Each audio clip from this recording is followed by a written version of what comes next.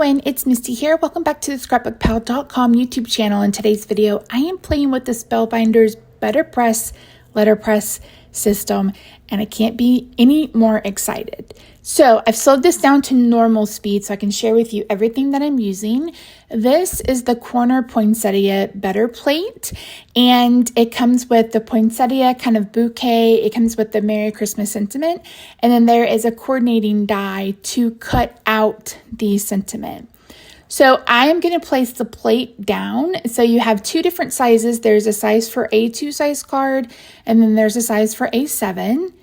So I kind of wanted this to go off the edge. Now it comes with tape, so you can tape this down, but I just put some washi tape on the back, and then I'm going to put the plate down, and that is going to pick up the paper for me. There are more detailed videos on how to use this system. This is kind of a quick overview. So you're supposed to press and pivot when you put down the ink, and that's what I did. And look at this. It's so stinking cool. So Letterpress basically debosses a card with ink.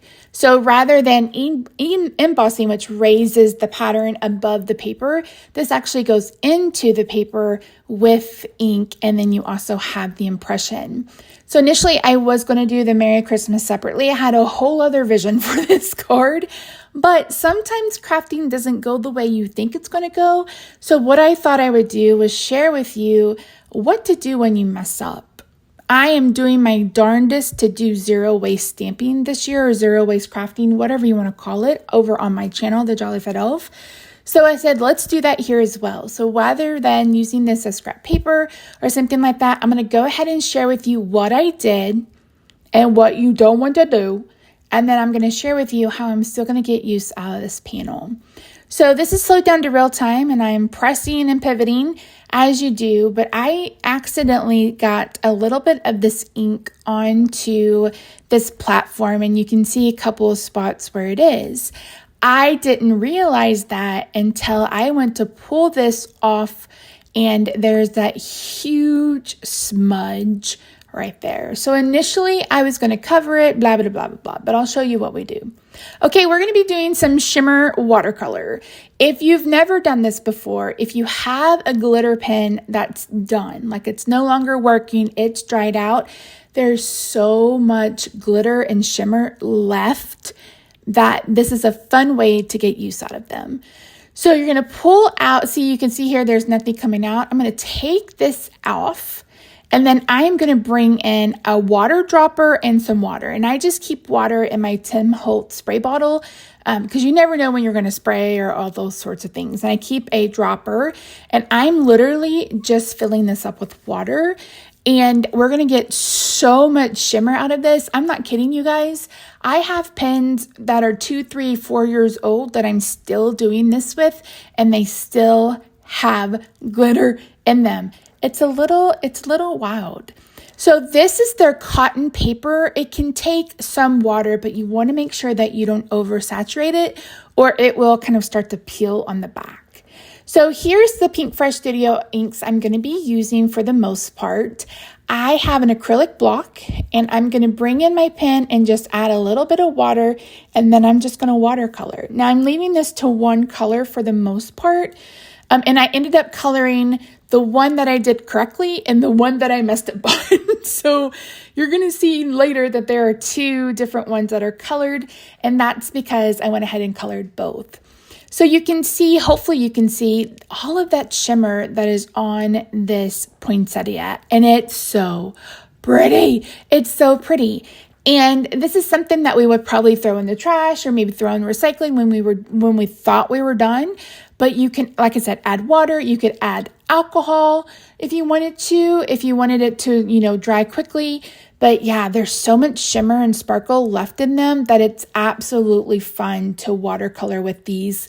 I prefer to do this with ink cubes or ink. So I just put the ink directly onto my block and then just take my pen, add that little bit of water, just squeeze the water out, and then pick it up with my brush and then just go on about my life. Now, when you want to change colors, which we'll do in just a little bit, and you're just going to wipe this off like you would do a blender pen, and you just go on about your life. It's so pretty. And I mean, you can do this other than holiday too. You could do this on anything if you're someone like me who loves glitter and sparkle. And these pens, like I said, you can really get some mileage out of them. And I absolutely love them. And I love that I don't have to buy 30 different pens to get shimmer. I can just, use my ink pads and go from there. And here's a look at it in real time. You can see all that sparkle and shine, so pretty. And then I just use my Ranger ink bottle to wipe it off. And then I just put my brush down and wipe until I can't get anything else off. Now I'm going to color the cute little festive berries. So I will have all the supplies linked down below. I'm using the packs of ink from Pinkfresh Studio. They have expanded. There are three more at least that are coming soon to ScrapbookPal, so keep an eye out on that. I love the ink.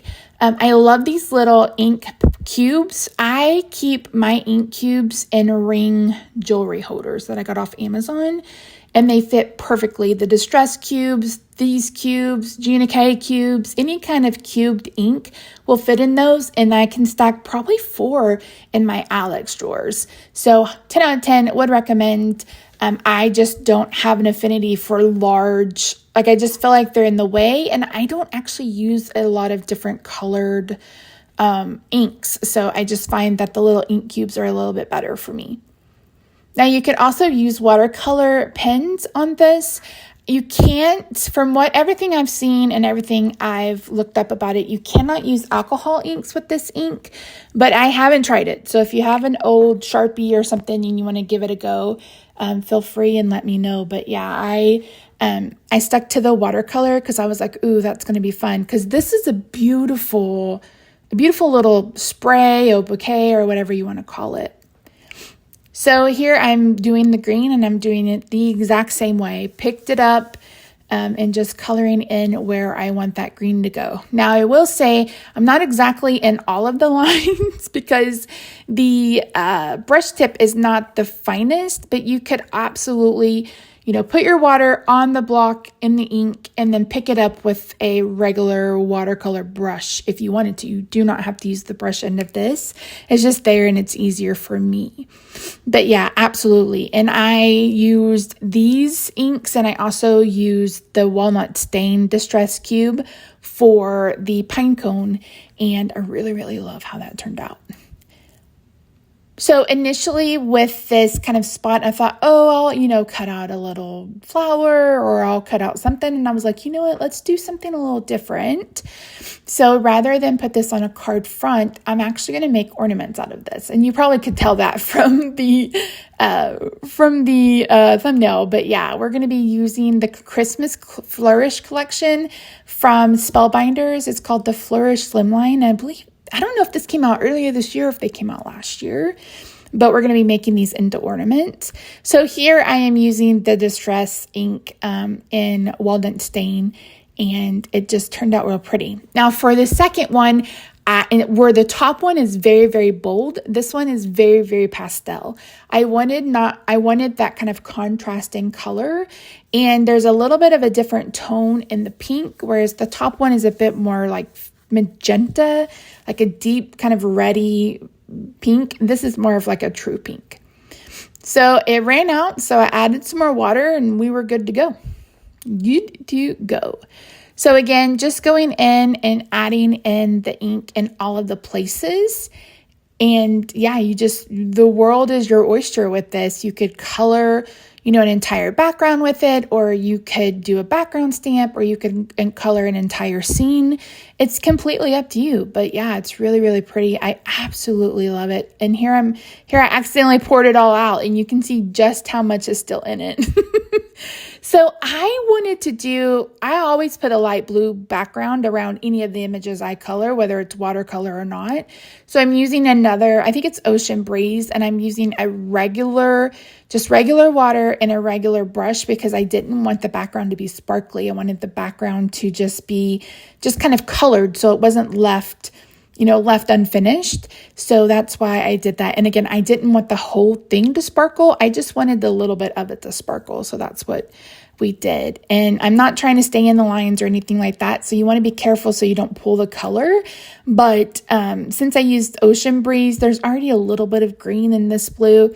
It wasn't that big of a deal. Plus, I'm going to be turning these into ornaments, so you're really not going to be able to see it anyway. So there they are colored. Didn't they turn out so pretty? Oh my gosh, they are so sparkly and so shiny. I love them so very much. Okay, so here is the die set. It's a Slimline die set. It comes with two rectangular panel die cuts, and then there is this decorative border that cuts out, and then it has 2 different size circles. There's like 4 or 5. It's actually like a kaleidoscope. It's really, really pretty, and I absolutely love it. Hopefully I linked the right one. I'll double check, but I'm pretty sure. So again, I'm just using washi tape, and I'm using the 2 largest circles to die cut areas of this panel. So you guys know, if you follow me at all, I am not a huge traditional Christmas color kind of person. So I brought in and did this in pink. And you can see there I've got a little bit of this shimmer on it, but that's going to be covered, so it's not going to be that big of a deal. So I ended up cutting out 2 with the largest circle, 1 with the smaller circle, and then I'm going to actually bring in a circle punch, which I haven't had one in 172 years, it feels like. Once I became disabled, I went ahead and sold all of them, but I'm like, I just need like a 1-inch, sometimes you just need a 1-inch circle. And so I was able to get a couple of more out of these panels. So 5 ornaments in all, well, 5 circles that I'm going to turn into ornaments, but yeah.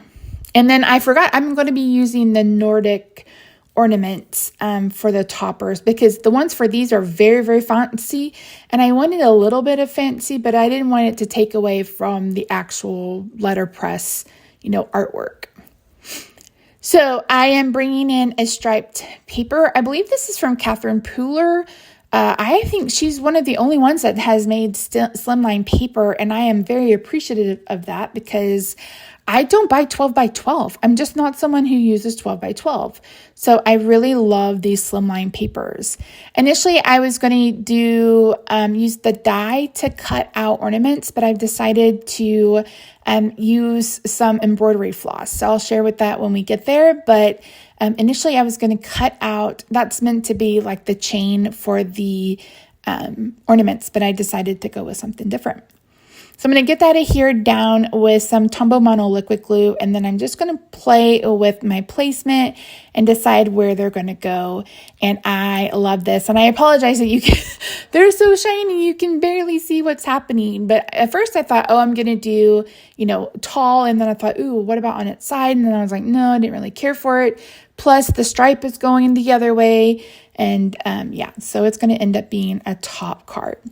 So I've placed my ornaments where I want, and I'm bringing in a Tim Holtz craft pick, and I'm just poking holes because I'm going to be threading through some metallic embroidery floss.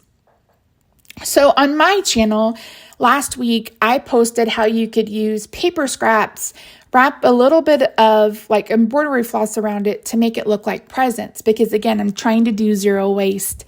And that was a fun way to make really fun and simple cards. Well, I have a lot of embroidery floss now. It's very metallic. I absolutely love it. So I'm threading that through the back. So one piece will be in the front, and then one piece is going to get washi taped to the back. And then once I have the ornament threaded through, then I'm going to add this to the back. So I'm putting down foam squares on each of the ornaments, getting them placed. And then I'm going to pull the ribbon through, the floss through, and then we're going to go ahead and get that tied. And this looks so good in person. Not so much in the pictures because it's hard to get that glimmer and shine. But gosh, this is probably one of my most favorite cards I've made this holiday card series, and I've made quite a few of them. So here you can see I have the ornament tops on. I just used some silver glitter paper for those. Unfortunately, I can't find the footage for that, so I apologize that that's missing, but I just cut them out. And again, I will have them listed down below. But this is kind of like sewing. You just pull it through, cut it, and the back of this is going to be covered in washi tape. Oh, don't pay attention to the one on the left. At first, I thought I was going to have green, and then I just didn't like it. I just didn't go for it. So here you can see I'm just using washi tape on the back, and this is what I would do if I was using real ribbon. So I actually really love how this turned out. So now we're going to move on to the card base. So I like to keep my Slimline cards at 8.5 by 7 and then scored at 3.5. That way I don't have a weird piece of paper left over. I literally have a card front for another Slimline card. So I'm using some Scotch tape on this. I don't think ScrapbookPal carries this one, but I'll have other things listed in the description box down below. I just needed something that covered a bit more space, so I picked up this. So we're going to get that down, and then I'm going to go ahead and bring in the sentiment, and I'm going to get that adhered. And I am putting pop dots or foam on the bottom, and then I'm going to add just a little bit of liquid glue to the top because the top is actually going to touch that ornament.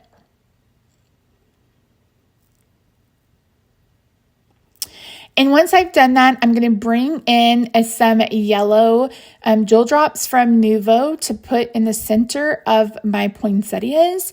And then I decided to bring in some glossy accents to put on the berries. And once we do that, that's it. This is done. Thank you so much for joining me today. I really do appreciate you. I hope this video was helpful. I hope it gave you some ideas of what you can do when you've messed up. Trust me, I craft in real life. I can't tell you how many times I've had to start over because I've gotten a smudge here or it's something there. Here, I'm just turning down my light so you can see all that glimmer and shine. Isn't it so pretty? Oh my gosh, I love it. All right, friends, thank you so much for joining me today. I really do appreciate you. Be sure to check out all the supplies listed in the description box down below. You can pick up a Betterpress, Letterpress from ScrapbookPal. I hope you have a good day, night, weekend, wherever you are, and we'll see you in the next video. Bye for now.